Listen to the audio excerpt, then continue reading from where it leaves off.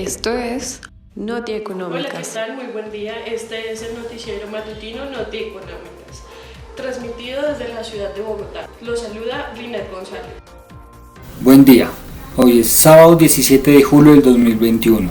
Los saluda Ricardo Hernández desde el estudio en Barranquilla. Buenos días. Comenzamos con la noticia que ha acaparado la atención en los últimos días. Los saluda Santiago Cubillos desde Medellín. Hoy haremos un programa muy especial dedicado a un tema del cual se está hablando en las grandes esferas del país y aspectos, en primer lugar el PIB de Colombia y su relación con la pandemia y el paro nacional que vive actualmente el Estado colombiano. Por otro lado, analizaremos relaciones y diferencias que existen entre conceptos económicos de crecimiento y desarrollo y a su vez veremos cómo estos conceptos se ven en la actualidad colombiana con las diversas coyunturas que vive el Estado. Finalmente, hablaremos de la grave situación que vive el Estado colombiano a nivel de desempleo y cómo se ha agravado por las situaciones externas como la pandemia del COVID-19 y por razones internas como el paro nacional. Ahora cambiamos a nuestro corresponsal en Barranquilla, Ricardo Hernández, el cual nos trae el primer tema. En efecto, hoy vengo a presentarles una nota con la que quiero explicar un importante agregado macroeconómico, con los cuales, recordemos, podemos medir cómo se encuentra una economía, en este caso la economía colombiana. Este agregado del que hablo es el Producto Interno Bruto. A su vez trataremos de explicar qué nos dice este agregado de la situación colombiana, con las dos grandes coyunturas que ha vivido Colombia y el mundo. Nos referimos por un lado a la pandemia mundial, la cual se generó por el virus COVID-19, y por otro el estallido social que vive actualmente el Estado colombiano. Iniciamos este fragmento del programa explicando qué es el PIB. Este lo podemos definir como el valor total monetario del mercado de todos los bienes y servicios finales producidos, usando los factores de producción disponibles dentro de un país en un periodo determinado. ¿Pero qué significa esto?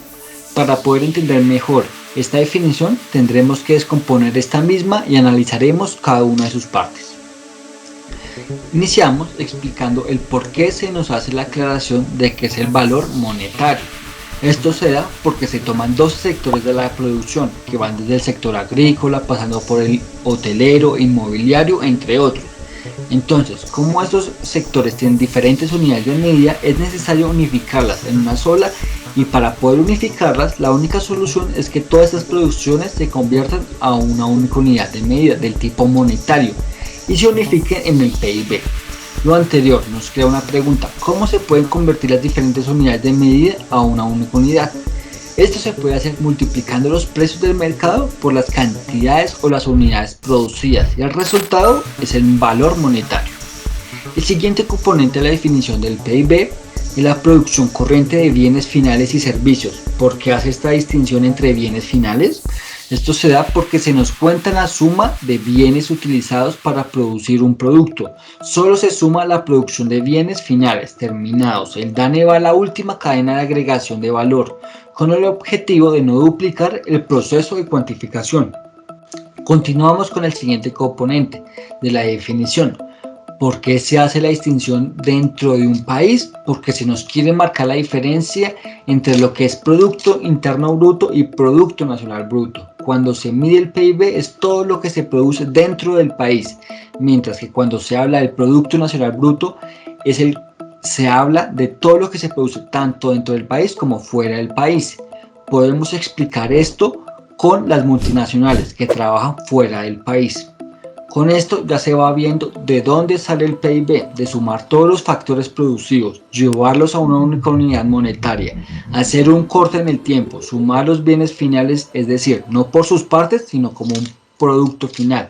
Por otro lado, también se tiene que tener en consideración que existe un PIB real y un PIB nominal. Estas son dos formas de presentar el PIB. En el PIB nominal se nos habla de que el PIB tuvo X comportamiento, es decir, creció como crecieron los precios. Es como se mueven los precios. Por otro lado, el PIB real se expresa a precios constantes. Con esto como base, ¿qué es mejor para una economía? ¿Que se exprese a precios constantes o a precios reales? Es decir, que están creciendo los precios o que estén creciendo las cantidades. Existen muchas posturas, pero para esta nota optamos para tomar la postura de que el más adecuada es un PIB que exprese el crecimiento de las cantidades, es decir, un PIB real. Ahora, una vez explicado el concepto del PIB, pasaremos a la siguiente parte de esta nota, el cual consiste en tratar de esbozar qué nos dice este apartado macroeconómico con respecto a las coyunturas que vive el mundo y Colombia, con la pandemia del COVID-19 y el paro nacional.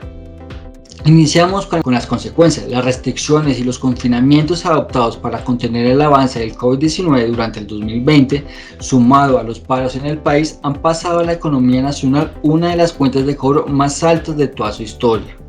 El Banco de la República tomó la decisión de revisar el alza su pronóstico de crecimiento del Producto Interno Bruto de Colombia para el 2021, pasando del 6 al 6,5, pero aún en este escenario del nivel de actividad económica seguiría siendo inferior al del 2019. Además, las tasas de desempleo e informalidad se mantienen a niveles particularmente altos. Adicionalmente a ello, y dadas las condiciones fiscales y de endeudamiento del país, el banco reiteró que es necesario que se haga un ajuste de las finanzas públicas. De no lograrse el ajuste fiscal requerido en las finanzas públicas, se comprometería el acceso al financiamiento y aumentaría su costo, lo cual eventualmente reduciría el espacio de la política monetaria para seguir apoyando la recuperación de la actividad económica y el empleo. Uno de los aspectos que más llama la atención es que las cifras estimadas del DANE para abril fueron catastróficas. Una tasa de desempleo del 19,8%, 9,5 porcentuales más que en el mismo mes que en el 2019, la pérdida de 5,4 millones de empleos. Solo en sectores de la manufactura, actividades artísticas, de entretenimiento, recreación y otros servicios aportaron este mes 3 millones de desempleados. La crisis, que también impactó el consumo de los hogares, puso en relieve no solo la fragilidad de decenas de miles de micro y pequeñas empresas que tuvieron que cerrar y despedir a cientos de miles de personas, también la profunda brecha de género y el peso de la información que caracterizan al mercado laboral colombiano. Todo lo anterior nos lleva a pensar que lo que nos está mostrando este indicador es que la economía en Colombia está entrando en una etapa de recesión, en donde los sectores más afectados son industrias manufactureras, construcciones, actividades artísticas, de entretenimiento y recreación y otras actividades de servicio. Llama la atención que mientras los sectores que más afectados son los que emplean a las clases más bajas, sectores como el financiero y el sector inmobiliario, entre otros, no hayan tenido grandes afectaciones al respecto. Bueno, televidentes, con esto terminamos esta nota. Espero les sea un poco más fácil entender este agregado macroeconómico que es el PIB. Damos paso a la siguiente sección. Que tengan un buen día. En otras noticias analizaremos el crecimiento y desarrollo en Colombia. Crecimiento versus desarrollo. El crecimiento económico es un concepto fundamental, físico y económico, que se mide en unidades físicas o cuantificables económicamente. Solo hace referencia a variables económicas. Es una noción mucho más limitada con respecto al desarrollo, ya que solo hace referencia a variables económicas. Generalmente el PIB o la renta nacional, dejando fuera como otros valores sociales que el concepto de desarrollo incorpora o puede incorporar, ya que hace referencia a un aumento en la renta. Cuando hablemos de desarrollo económico, hacemos referencia a que el desarrollo siempre ha sido un componente personal y de distribución de la renta o de la riqueza. Es más amplio y suele incluir algunos indicadores de calidad de la vida de los ciudadanos. Este hace referencia a un componente de distribución. Sin duda, es más amplio. Suele incluir algunos indicadores de los ciudadanos, como lo son la educación o la sanidad. Todo esto ha generado un valor cualitativo, dejando el crecimiento en un segundo plano. El crecimiento se basa en el empleo del capital humano y la explotación sostenible de los recursos endógenos. Muy buen día. Continuamos para abarcar el tema de la inflación y el desempleo, dos índices que debido a la pandemia se han visto afectados duramente en el país. Partimos de decir que la inflación es una subida continua de los precios para los bienes y servicios, principalmente de la canasta familiar en Colombia. Con ello partimos a decir que el desempleo se da cuando muchas personas están dispuestas a laborar, pero no existen las suficientes oportunidades laborales para todos, entrando en un juego de oferta y demanda laboral. En Colombia, para el año 2020, tuvo una de las recesiones más profundas que se tienen registradas, debido al COVID-19, que provocó un aumento del desempleo y un deterioro de la demanda interna, resultado de las medidas adoptadas por el gobierno.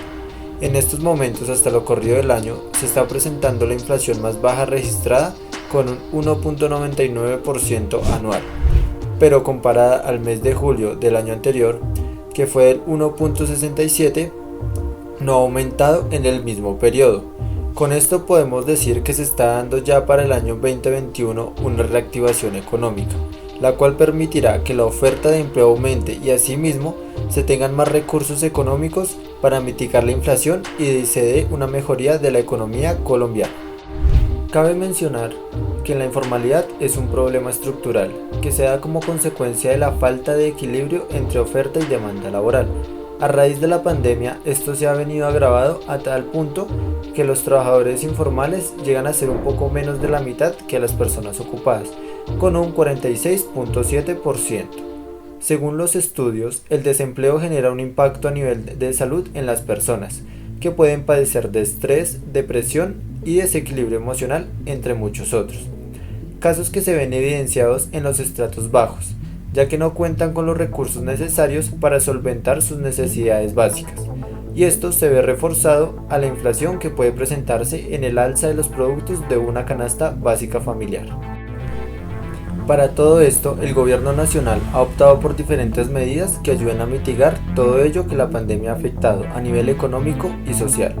El programa de apoyo al empleo formal y sus programas complementarios PAP y auxilio a los suspendidos entregaron durante 4 meses auxilios para el pago de la nómina de las empresas colombianas, con recursos que superan los 3.3 billones de pesos. Con estos recursos se han favorecido 3.375.615 empleos que han recibido subsidio, y para los trabajadores informales crearon la Ley 2069 del 31 de diciembre del 2020, la cual está enfocada en ayudar a que entren en la legalidad y puedan salir a flote sus microempresas y sus emprendimientos, acogidos a nuevos requisitos asequibles dependiendo del sector que estos desempeñen. Por otro lado, el Ministerio del Trabajo, en alianza con la Alcaldía Mayor de Bogotá, realizó el lanzamiento del programa Empleo Joven Camello CIAI, con el cual se beneficiarán 50.000 jóvenes capitalinos entre 18 y 28 años, y se impulsará el crecimiento de las empresas. A través de esta estrategia se busca disminuir la tasa de desempleo juvenil en la ciudad, que alcanzó el 26.3% en el trimestre móvil marzo-mayo del 2021. Promover la empleabilidad y formación de jóvenes a través de un esquema que otorga un beneficio de aporte a los costos de los contratos laborales por parte del distrito, más el aporte de las cajas de compensación familiar a la formación. ¿Cómo le afectó la pandemia en su ámbito laboral? En el ámbito laboral me afectó un poco bastante, por lo que la mayoría de clientes se fueron. No, me afectó bastante solo. Los negocios se cayeron, tengo una agencia de publicidad, entonces hubo mucha baja, altas y bajas con los clientes aprovechan esos momentos para pagar menos, para pagar con más tiempo, es decir, más distancia, como 30 días, 60, o sea, creo que muchas personas tuvieron una crisis con esto, con los ingresos. Bueno, la pandemia afectó gravemente mi ámbito laboral porque yo soy una persona que trabajo informalmente, entonces con el tema del aislamiento no pude ejercer mis labores cotidianas. ¿Se vio afectado por el alza de los precios tanto en su hogar como su forma de empleo? Claro, por lo que la mayoría de los productos subieron mucho. Cuando subieron el 100%, subieron el 40, 50, 30 y aún siguen costando la mayoría. ¿Se vio afectado por el alza en los precios en su hogar y en su forma de empleo? Lo que afectó más es que hubo cosas de primera necesidad que no se conseguían. Entonces, obviamente hubo momentos en que había artículos que podrían estar más caros, pero claro, eso afecta totalmente porque compras menos y gastas más. En cuanto al tema de los precios, sí se incrementaron no tanto precios como costos. Empezamos a utilizar tapabocas, geles, alcoholes, cosas que se usaban de vez en cuando, ahora se volvieron de uso cotidiano y sin menores ingresos y mayores gastos.